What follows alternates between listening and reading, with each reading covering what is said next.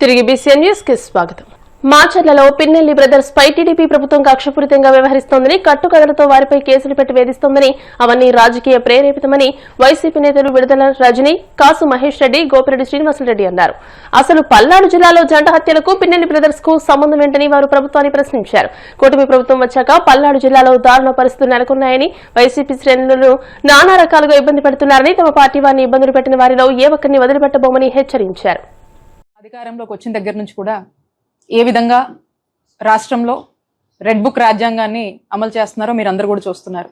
మరి ఈ రోజున ఈ రెడ్ బుక్ పేరుతో వాళ్ళ యొక్క పరిపాలన కావచ్చు, వాళ్ళు ఏ విధంగా ఈ రెడ్ బుక్ పీక్కి చేరిందో అనేటువంటి విషయాన్ని మరి మనం చూసినట్టయితే ఈరోజు ఈ పిన్నెల్లి రామకృష్ణారెడ్డి అండ్ బ్రదర్స్ని ఏ విధంగా సంబంధం లేనటువంటి కేసులో వాళ్ళని ఏ విధంగా ఇబ్బంది పెడుతున్నారో దీన్నే ఒక ఉదాహరణగా మన జిల్లాలో చూడొచ్చని తెలియజేస్తున్నాను.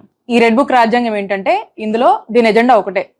ఇందులో వైఎస్ఆర్ కాంగ్రెస్ పార్టీ నాయకుల్ని, వైఎస్ఆర్ కాంగ్రెస్ పార్టీ కార్యకర్తల్ని ఎవరన్నా ఒక గాలి పోగేసుకుని కట్టుకదల్లి అది గనక స్టేషన్ లో ఆ కంప్లైంట్ కనిపిస్తే ఇమీడియట్ గా దాని మీద అక్రమ కేసులు కట్టడము, అక్రమ అరెస్టు చేయడము, జైళ్లకు పంపించడం, ఇది ఈ రెడ్ బుక్ యొక్క ఎజెండా. మరి ఈ ఎజెండాని తూచా తప్పకుండా మన పల్నాడు జిల్లాలో అమలు చేస్తూ మరి దీంట్లో భాగంగానే మనం చూసినట్టయితే గుండ్లపాడులో జరిగినటువంటి మన పల్నాడు జిల్లాలో ఆ మర్డర్కి సంబంధించి అందరు కూడా తెలుసు. హత్య చేసింది టీడీపీ వాళ్ళే, చనిపోయింది టీడీపీ వాళ్ళే. దీంట్లో పిన్నెల్లి బ్రదర్స్కి ఏం సంబంధం? ఈ సంబంధం లేనటువంటిని ఈ హత్యలో మరి వీళ్ళ పేర్లు చేర్చి దాన్ని ఏ విధంగా ఈ రోజు ఏ పరిస్థితికి తీసుకొచ్చారో ప్రజలందరూ కూడా చూస్తా ఉన్నారు. ఇది రెడ్ బుక్ పాలనకు, రెడ్ బుక్ రాజ్యాంగం అమలుకు పరాకాష్ట అని మనం చూడొచ్చు. మీరు చూస్తా ఉన్నారు మన పల్నాడు జిల్లాలో ఎంతమందిని ఇబ్బంది పెట్టారు, ఎంతమంది మీద అక్రమ కేసులు కడుతున్నారు, ఎంతమంది జైలు పాలు చేస్తా ఉన్నారు. ప్రోగ్రాంలో యాక్టివ్గా కనిపిస్తే చాలు వేధింపులు పిలుస్తా ఉంటారు స్టేషన్కి. పొద్దు నుంచి సాయంత్రం దాకా కూర్చోబెడతారు, అక్రమ కేసులు పెడతారు, అరెస్టు చేస్తారు, బెదిరిస్తున్నారు, కొడుతున్నారు, తిడుతున్నారు. ఇంకో కనపడితే ఈ ఊళ్ళో కనపడితే నీ సంగతి తేలుస్తామని చెప్పి వార్నింగ్లు ఇస్తా ఉన్నారు. అంతెందుకు నేనే ఉన్నాను, చూస్తా ఉన్నాము ఈ సంవత్సరంన్నర నుంచి ఎన్ని అక్రమ కేసులు పెట్టారు, ఏ విధంగా వేధిస్తున్నారు, ఏ విధంగా ఇబ్బంది పెడుతున్నారు. ఇక్కడ ఉన్నటువంటి ప్రజలందరూ చూస్తున్నారు, రాష్ట్ర ప్రజలందరూ కూడా చూస్తా ఉన్నారు.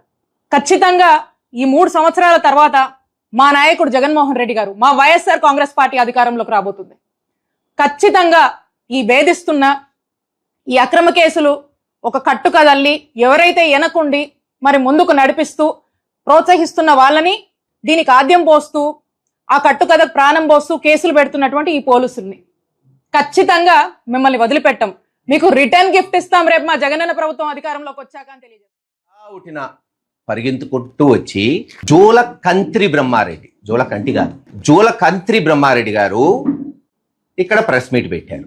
వాస్తవమే, మేము ప్రత్యర్థులను కూడా గౌరవించే కుటుంబం మాది. మీరు కావాలంటే అంతకు ముందు రోజు నా ప్రెస్ మీట్ చూడండి, బ్రహ్మారెడ్డి గారు అని పిలిచాను నేను. ఎవరైనా అంతే, ప్రత్యర్థులను అందరం గౌరవించుకుంటాం. కానీ మీరు నన్ను మాట అన్నాక నేను అనకపోతే తప్పది. పెద్దలు చెప్పారు, ఎవరికి ఏ భాషలో చెప్తే అర్థమవుతుందో ఆ భాషలోనే చెప్పాలరా, లేకపోతే అర్థం కాదని. అందుకే జూలకంత్రి బ్రహ్మారెడ్డి గారు అంటున్నా. నీతివంతుగా ఉంటాడు, నీతిగా ఉన్నాడు.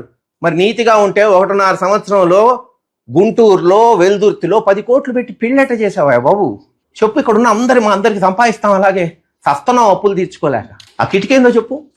18 నెలల్లో 10 కోట్లు పెట్టి పెళ్లి చేసామంటే సామాన్యమా? ఈ రోజు నేను చెప్తుంది ఒకటే, నిన్న నేను చెప్పింది ఏంది, ఎన్ని కాదుగా బాబు. ఈ సంస్కృతి కరెక్ట్ కాదు, గతంలో లేదు. పల్నాడు మొత్తంలో ఒక పార్టీలో వాళ్ళలో వాళ్ళు చంపుకుంటే ప్రత్యర్థి నాయకుడిని ఎక్కడా పెట్టలేదు. అది మంచి పద్ధతి కాదు. రేపు ఇదొక విష సంస్కృతి అవుతుంది. అంతే నేను చెప్పింది. నేనేమైనా తప్పు మాట్లాడానా? నువ్వు ఇబ్బంది పడ్డావు గతంలో మర్డర్ కేసుల్లో, ఆ బాధపడ్డావు. మనం బాధపడ్డాం కాబట్టి ఇంకోటికి ఆ బాధ కలిగించకుండా చెయ్యాలి. అది నాయకత్వం, పెద్దరికం. ఎప్పుడు ఇదే రాజకీయమా? రాజకీయం మారిస్తే కదా గొప్పతనం. ఆ మారు చూద్దాం రాజకీయం అని చెప్తున్నా. నిరాధారమైన ఆరోపణలు చేస్తూ మాట్లాడటం సమంజసమేనా? ఇది పూర్తిగా వ్యక్తిగత ఆరోపణలు చేయటం, వ్యక్తిగతంగా దూషించే కార్యక్రమం చేయటం సమంజసం. ఇంకో మాట అన్నాడు, ఆయన్ని జిల్లా అధ్యక్షుడిగా పెట్టుకోవడం మా కర్మాలి. దీని మీద తీవ్రంగా ఖండిస్తారు. నేర చరిత్ర గల తెలుగుదేశం పార్టీ శిక్షలు పడిన వాళ్ళని మీరు చంద్రబాబు నాయుడు వాటేసుకుని చట్టసభలో పంపించలేదా? దెందులూరు మా శాసనసభ్యుడు, ప్రస్తుత శాసనసభ్యుడు చింతమనేని ప్రభాకర్ ఎన్ని కేసులు ఉన్నాయని ఆయన మీద? పరిటాల కుటుంబం ఎన్ని కేసులు ఉన్నాయి? వాడు మంత్రివర్గంలో మంత్రిగా పనిచేయలేదా పరిటాల సునీత? ఒక ఏళ్ళు మా వైపు చూపిస్తే 4 ఏళ్ళు మీ వైపు ఉంటాయి. పిన్నెల్లి రామకృష్ణారెడ్డి గారి మీద ఇంతవరకు ఒక కేసులోనైనా ఆయన నిందితుడిగా పేర్కొన్నారా? లేదే. మరి మీరు ఎందుకు ఈ విధంగా ఆరోపణలు చేస్తున్నారు? నిజ జీవితంలో సంఘటనల ఆధారంగా శ్రీ సత్యసాయిబాబా చిత్రపటాన్ని రూపొందించామని సినీ నిర్మాత కరాటం రాంబాబు పేర్కొన్నారు. ఆయన నిర్మించిన శ్రీ సత్యసాయిబాబా చలనచిత్ర పాటల స్కానర్ ఆవిష్కరణ కార్యక్రమాన్ని బుధవారం ఘనంగా నిర్వహించారు. పశ్చిమ గోదావరి జిల్లా జంగారెడ్డిగూడెం ఇందిరానగర్ కాలనీలోని శ్రీ అభయాంజనేయ స్వామి ఆలయం వద్ద వారధి ట్రస్ట్ ఆధ్వర్యంలో జరిగిన ఈ కార్యక్రమంలో పలువురు ప్రముఖులు పాల్గొన్నారు. ఈ సందర్భంగా కరాటం రాంబాబు మాట్లాడుతూ గేయ రచయిత జొన్నవిత్తుల రామలింగేశ్వరరావు ఎంతో అద్భుతంగా సత్యసాయిబాబా చిత్రంలోని పాటలను రాశారని అన్నారు. వారధి ట్రస్ట్ ఆధ్వర్యంలో ఈ చిత్ర పాటల స్కానర్ ను విడుదల చేయడం సంతోషంగా ఉందని అన్నారు.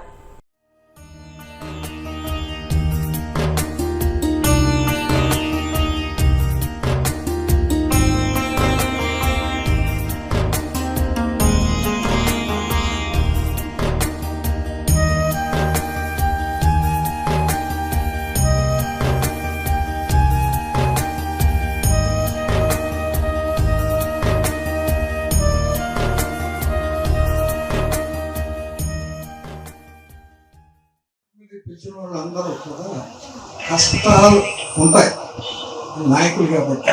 నువ్వు కింద కూర్చున్నావో ఏం చేసావో నాకు తెలియదు. ప్రజలు సంతోషంగా ఉండాలి. మనకి ఎన్ని కష్టాలు ఉన్నా ప్రజలు సంతోషంగా ఉంటే అది రాజకీయం. మనం కాలు మీద కాలు వేసుకుంటే రాజకీయం కాదు. నీ కష్టాన్ని మేమే అప్రిషియేట్ చేయట్లేదు, ఇంకా పడాలి. అర్థమైందా? ముఖ్యంగా సాంగ్ చేశారు. ఆ సాంగ్ సందర్భం ఏంటంటే ఈ భక్తులకు కూడా తెలుసో లేదో, మేమందరూ కూర్చున్నాం. జొన్నవిత్తుల డైరెక్టర్ మేమందరూ కూర్చున్నప్పుడు బాబాకి హెయిర్ చాలా పెద్దది కదా. నేను అనుకోకుండా స్పాంటేనియస్ గా ఎట్లా అంటే ఈ జుట్టు ఎంత అయితే ఉందో ప్రపంచంలో అన్ని సమస్యలు ఉన్నాయన్న సాంగ్ రైటర్ జొన్నవిత్తులు. ఇందాక ఆ పాటలో ఆయన ఏం చేశాడు, నేను ఇలా అంటుంటే గంగా ఈ ఉంగి జుట్టులో నుంచి జలధారలు అలా రాశాను. అది యొక్క గొప్పతనం. నేను ఇలా అంటే ఆయన ఇలా రాశాను. అది సందర్భం. ప్రతి పాటకి సందర్భం ఉంది. ప్రతి పాటకి ఒక సందర్భం. సమావేశం చెప్తాం. మీ అందరూ కూడా ఈ యొక్క 10 సంవత్సరాలు అయిందన్నారు. రాబోయే తరం కూడా ఇది ఇలాగే కంటిన్యూ చేయాలని. పశ్చిమ గోదావరి జిల్లా తాడేపల్లిగూడెం రూరల్ మండలం నవాబుపాలెంలో వర్షం కారణంగా కప్పించిన ధాన్యం రాశులను టీడీపీ నియోజకవర్గ ఇన్ఛార్జ్ వలవల బాబ్జీ పరిశీలించారు. ఈ సందర్భంగా ఆయన మాట్లాడుతూ గత 2 రోజులుగా తుఫాను ప్రభావంతో రైతాంగం ఇబ్బంది పడే పరిస్థితి వచ్చిందని అన్నారు. కూటమి ప్రభుత్వం హామీ ఇచ్చిన ప్రకారంగా ధాన్యం తరలించిన 24 గంటల్లో రైతుల ఖాతాల్లో డబ్బులు జమవుతున్నాయని తెలియజేశారు. గత 2 రోజులుగా తుఫాను వల్ల మరి రైతాంగం ఇబ్బంది పడే పరిస్థితి ఏర్పడింది. నిన్నటి రోజున ఒక మాదిరి వర్షం కురవడం జరిగింది. మళ్ళీ ఈవేళ కూడా మరి తెల్లారగట్ల నుంచి ఈ వర్షం చినుకులు పడతానే ఉన్నాయి. మరి రైతాంగం ఈవేళ చాలా మటుకి దాటిపోవడం జరిగింది. అయితే అందరూ ఒకేసారి చేయలేరు కనుక చాలా మంది రైతులు ఈవేళ రోడ్ల మీదకి తీసుకొచ్చి మరి ఆ టార్పాలిన్స్ కప్పుకుని కాపాడుకునే పరిస్థితి ఉంది. ఈ తిత్వా తుఫాన్ కూడా ఎటువంటి ఎఫెక్ట్ లేకోకుండా తీరం దాటిపోయింది. కాబట్టి రైతాంగం మరి ఇబ్బంది పడుకోకుండా ఉండాలని చెప్పి కోరుకుంటూ మరి ఏదైతే మరి కూటమి ప్రభుత్వం హామీ ఇచ్చిందో ఆ హామీ ప్రకారంగా ఈవేళ చంద్రబాబు నాయుడు గారు ధాన్యం తోలిన రైతుకి అక్కడ దగ్గరలో, గతంలో అయితే ఎక్కడి నుంచి ఎక్కడికి వెళ్ళాలో తెలిసేది కాదు. మిల్లర్లు కూడా మరి అది తేమ శాతం గురించి చాలా ఇబ్బందులు పెట్టిన పరిస్థితులు ఉన్నాయి. ఈవేళ పౌర సరఫరాల శాఖ మంత్రి ఆధ్వర్యంలో రైతాంగానికి ఎటువంటి ఇబ్బంది లేకోకుండా మరి మనోహర్ గారు కూడా ఈ మధ్యన ఆరుగులు రావడం జరిగింది. ధాన్యం వెళ్ళిన అన్లోడ్ అయిన 1 గంటలోనే వాళ్ళకి డబ్బులు పడిపోతున్న పరిస్థితులు ఏర్పడినాయి. అటువంటి యాప్ తయారు చేసి పెట్టడం జరిగింది. ఈవేళ రైతాంగం చాలా ఆనందంగా ఉన్నారు. ఎందుకంటే తోలిన తర్వాత వైసీపీ ప్రభుత్వంలో 1, 2 నెలలు 3 నెలలు కూడా పట్టిన సందర్భాలు ఉన్నాయి. అయితే ఈవేళ గంటలో డబ్బులు పడేటప్పటికి మరి వాగ్దానం చేసింది 48 గంటలు. కానీ ఈవేళ అంతకు ముందే రైతులకి ఆనందం కలిగించేలాగా 6 కాలం కష్టపడి పండించిన పంటకి ధర లేక డబ్బులు చేతికి రాక ఇబ్బందులు పడిన పరిస్థితులు గతంలో ఉన్నాయి. అయితే ఈవేళ మరి కేంద్ర ప్రభుత్వం నిర్ణయించిన ధరకే మరి రైతాంగానికి డబ్బులు పడుతున్నాయి. తడిచిన మొలకలు వచ్చిన ధాన్యాన్ని తక్షణమే ప్రభుత్వం కొనుగోలు చేయాలని భీమడోలుకు చెందిన రైతులు ప్రభుత్వాన్ని కోరారు. అల్పపీడన ప్రభావంతో ఏలూరు జిల్లా భీమడోలు మండల వ్యాప్తంగా సన్నటి చిరుజల్లులతో 3 రోజులుగా వర్షం కురుస్తోంది. తేమ శాతం తగ్గించుకోవడానికి ధాన్యం ఎండబెడుతున్న రైతులు వర్షం కారణంగా ఎండబెట్టిన ధాన్యాన్ని బరకలతో భద్రపరుస్తున్నారు. ఈ అకాల వర్షం కారణంగా ఎండబెట్టిన ధాన్యం తడిచి ఇంకొన్ని రోజులు అదనంగా ఆరబెట్టాల్సి వస్తుందని, కూలీలకు బరకాలకు అదనంగా డబ్బులు చెల్లించాల్సి వస్తుందని, ధాన్యం మొలకలు రావడంతో బస్తాకు 2-3 కేజీలు బరువు తగ్గి తీవ్రంగా నష్టపోతున్నామని రైతులు ఆవేదన చెందుతున్నారు. CM Chandrababu, deputy CM Pawan Kalyan తమను ఆదుకోవాలని వేడుకుంటున్నారు. చంద్రబాబు నాయుడు గారు కవర్ చేయలేదు. కౌలు రైతులు మేము చంద్రబాబు ఉన్నాడు, మరి ఆయనే మమ్మల్ని ఇక ఒడ్డుకి చేరాలంటే ఆయన బలహీనం. మనకి ఎలా కౌలు వస్తే బలహీనం ఎలా పోతుంది, జ్వరం వచ్చిన ఎలా పోతుంది, ఏదొచ్చినా ఆ రకంగా ఇది బరువు పోయి గొలుతాను వచ్చేది. బరువు అంటే తేలిక రైతుగాడ కొనుక్కోండి అక్కడే ఎదరికొస్తారు. అదే ఇవన్నీ ఆలోచిస్తూ మన చంద్రబాబు నాయుడు, పవన్ కళ్యాణ్ గారు ఎలాగున్నా ఒడ్లు కొనియాలండి. కలిసినైనా పొడిగైనా సరే కొనియాలి. గవర్నమెంట్ మరి అధికారంలో ఉన్నందుకు ఇలాంటప్పుడు కాపాడాలండి.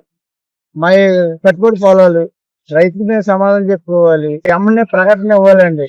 ఒడ్లు అమ్మనే కొనాలని మా యందు దయచేసి పెద్ద మనసు ఆలోచించి, వాళ్ళ పెద్దోళ్ళు కాబట్టి ప్రభుత్వం మొత్తం జనాలందరినీ ఆయన గుర్తులో ఉన్నాం కాబట్టి రైతులందరూ ఆయన చేతిలో ఆయన చిత్తమేనండి.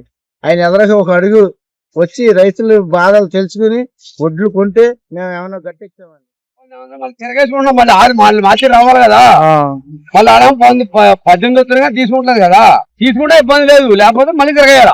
రైతు మరి ఇవన్నీ కూలి పళ్ళు, విపరకాలు, మనుషులు ఇదంతా మరి నటరేగా. మరి కొంచెం మాతో 20 పాయింట్లు తీసేసుకుంటే అందరూ మెరుగవుతారు. 18 అని 19 అని సంపేస్తారు మిల్లోళ్ళు. 20 తీసుకున్నారు అనుకో అందరూ సేవ్ అయిపోతారు రైతు అందరూ. అదే వార్తలు ముగించే ముందు ముఖ్యాంశాలు మరోసారి. విజయవాడ రైతు బజార్ ను ఆకస్మికంగా తనిఖీ చేసిన మంత్రి నాదెండ్ల మనోహర్. కూరగాయల ధరలపై ఆరా, పారిశుద్ధ్యాన్ని మెరుగుపరచాలని అధికారులకు ఆదేశాలు.